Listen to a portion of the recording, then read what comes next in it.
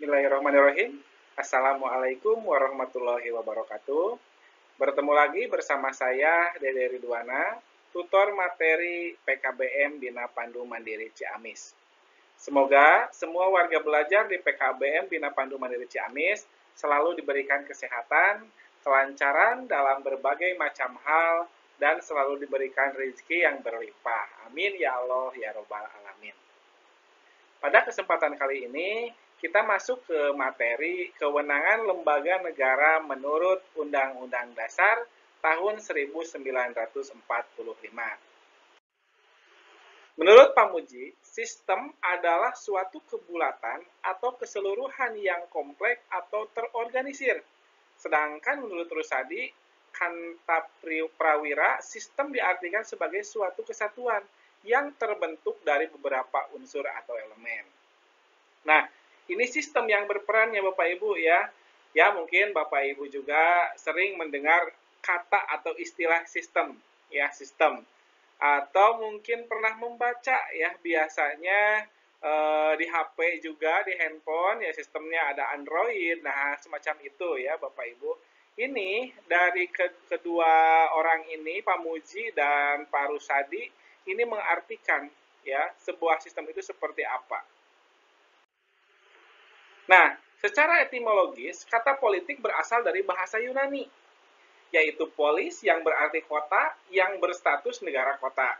Dalam bahasa Arab, politik diartikan siasah yang berarti strategi. Nah, di sini kita mulai terbahas tentang istilahnya politik, Bapak Ibu ya.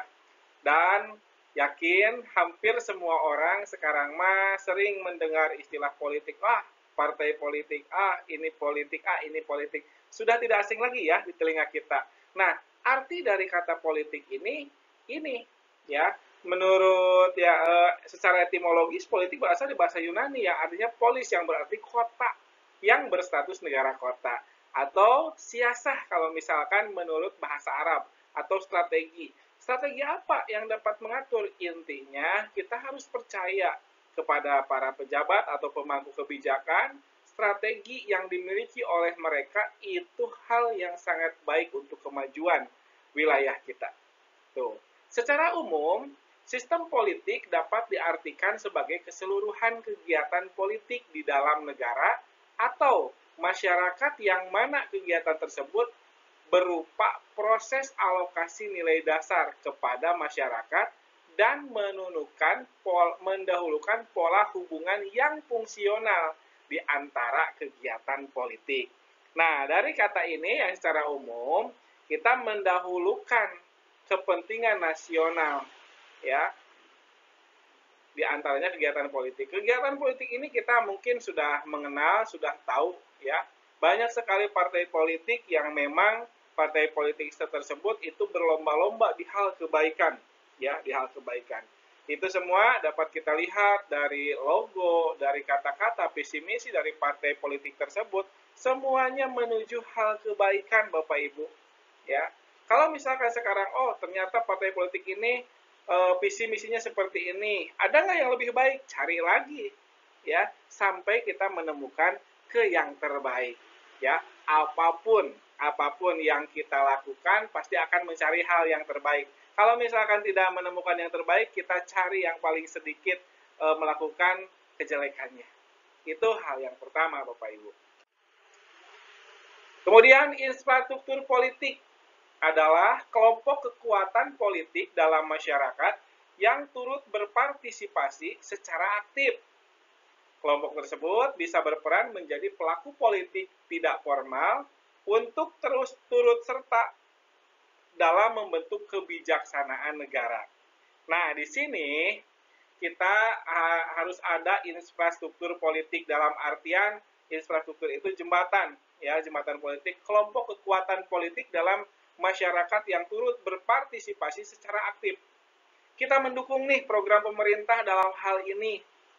Ada lembaganya, ada anggotanya, ada ketuanya yang sama-sama mendukung program pemerintah. Itu infrastruktur politik, ya. Kemudian kelompok tersebut bisa berperan menjadi pelaku politik tidak formal untuk turut serta dalam membentuk kebijaksanaan negara. Nah, selalu diayomi nih, para pemimpin daerah, pada pemimpin negeri, kita berdekatan nih dengan para kelompok yang tadi, supaya kita juga bisa sama-sama menjunjung tinggi persatuan. Ya, itu yang harus diperoleh. Jangan sampai ketika kita melihat, oh ini ada yang mendekati, ini ada yang merapat, ini yang seperti ini, berpikirnya jangan selalu jelek. Ya, kita harus berpikir secara positif. Supaya apa? Supaya kita tetap berada pada jalan persatuan. Ya, kalau misalkan di akhirnya memang ada setiap kejelekan, yakin di setiap orang pasti ada kejelekan, ada kebaikan. Di mana yang lebih besarnya?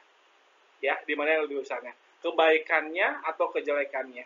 Tapi memang kalau misalkan di dunia nyata sekarang, ya kita sendiri terkadang kalau misalkan melihat seseorang itu, kalau yang pernah melakukan kesalahan satu kali, yang kebaikannya terlupakan itu Bapak Ibu. Itu jadi hukum alam mungkin ya, hukum alam udah seperti itu. Tapi kita yang pernah belajar tentang ilmu PKN, pendidikan kewarganegaraan, cobalah kalau misalkan ada seseorang yang melakukan kesalahan, kita cari titik baiknya.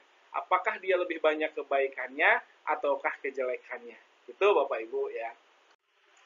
Ada beberapa jenis sistem hukum yang dianut. Yang pertama, sistem civil law. Kemudian sistem common law.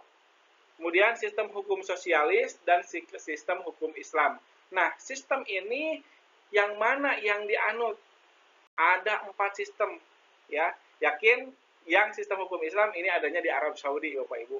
Ya, kenapa di sana sudah diterapkan sistem hukum Islam? Yang mana ketika dia ketahuan mencuri, potong tangan. Ya, dipotong tangannya. Itu ya, karena di kita memang masyarakatnya mayoritas memang bercampur antara Islam, Kristen, Buddha, Konghucu.